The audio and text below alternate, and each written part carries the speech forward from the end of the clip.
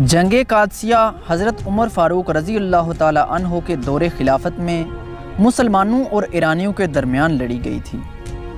مسلمانوں کی قیادت حضرت سعد بن ابی وقاص اور ایرانی لشکر کی قیادت رستم کر رہا تھا۔ جنگ قادسیہ اور جنگ یرموک دو ایسی خون ریز اور فیصلہ کن جنگیں تھیں جنہوں نے اسلامی فتوحات میں فیصلہ کن کردار ادا کیا۔ جس طرح جنگ یرموک کی فتح کے بعد پورا شام مسلمانوں کے قبضے میں آیا، بالکل اسی طرح جنگ قادسیہ کے بعد پورا عراق مسلمانوں کے قبضے میں آیا۔ ان دو جنگوں نے اسلامی تاریخ میں بہت اہم کردار ادا کیا۔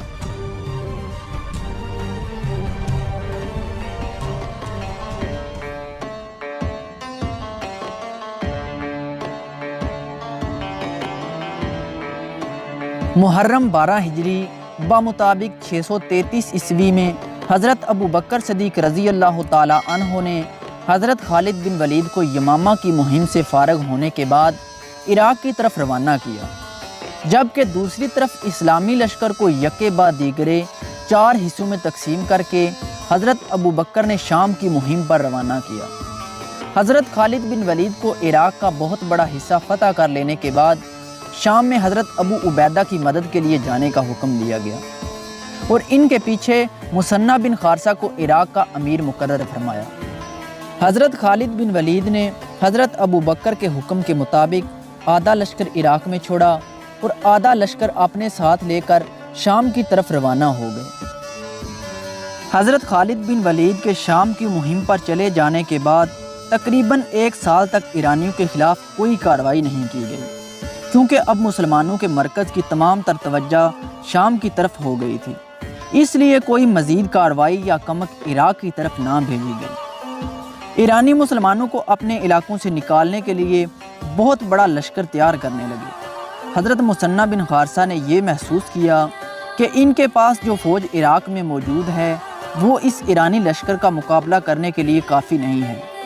ایرانیوں کے مقابلے کے لیے مدینہ سے کمک کی اشد ضرورت تھی، اس لیے حضرت مثنہ بن خارثہ نے خود مدینہ پہنچ کر حضرت ابو بکر صدیق رضی اللہ تعالی عنہ سے مدد کی درخواست کی۔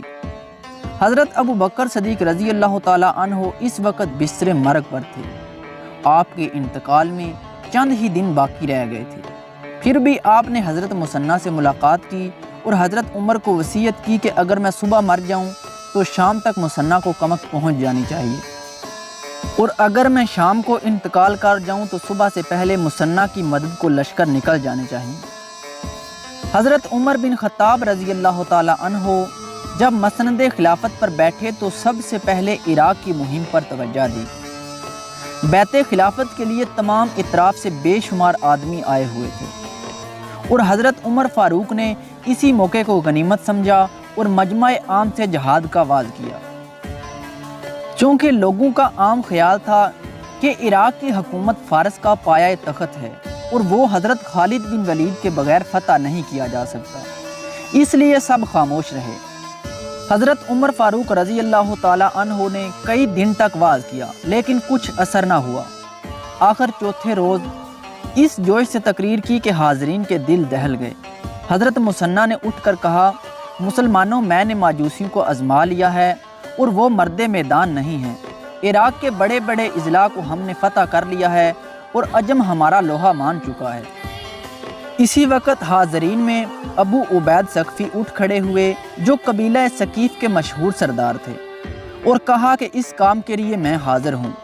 حضرت ابو عبید کی ہمت نے تمام حاضرین کو گرما دیا اور ہر طرف سے آوازیں آنے لگی کہ ہم بھی حاضر ہیں۔ لہٰذا حضرت عمر نے اپنی خلافت کے پہلے ہی ہفتے حضرت مثنہ بن خارثہ، سعد بن عبید، سلیط بن قیس اور حضرت ابو عبیدہ بن مسعود ثقفی کو عراق کی جانب روانہ کر دیا۔ حضرت مثنہ بن خارثہ رضی اللہ تعالی عنہ باقی سرداروں کے ساتھ پہلے ہی روانہ ہو گئے تھے، لیکن حضرت عبیدہ بن مسعود جو لشکر اسلام کے سپہ سالار تھے، راستے کے عرب قبائل سے بھی لوگوں کا ہمراہ لیتے ہوئے اور قیام کرتے ہوئے گئے، اس لیے وہ عراق میں حضرت مثنہ بن خارثہ سے 1 ماہ بعد پہنچے۔ حضرت مثنہ بن خارثہ نے ہیرا میں پہنچ کر دیکھا کہ ایرانیوں نے تمام رؤسائے عراق کو مسلمانوں کے مخالف آمادہ کر لیا ہے اور ایران کے دربار مدائن میں خراسان کا گورنر رستم آ کر قابو یافتہ ہو گیا ہے اور اس نے اپنا فوجی انتظام مضبوط کرنے کے علاوہ قبائل کو بھی مسلمانوں کے خلاف آمادہ کر لینے میں کامیابی حاصل کر لی ہے۔ حضرت مثنیٰ بن خارثہ کے پہنچنے پر رستم نے ایک زبردست فوج حضرت مثنیٰ کے مقابلے کے لیے روانہ کی۔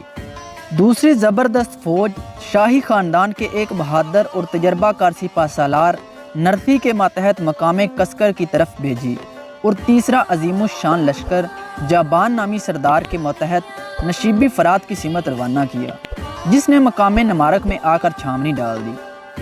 حضرت مثنیٰ بن خارثہ نے ہرا سے نکل کر مقام خفان میں قیام کیا۔ اتنے میں حضرت ابو عبیدہ بن مسعود بھی پہنچ گئے۔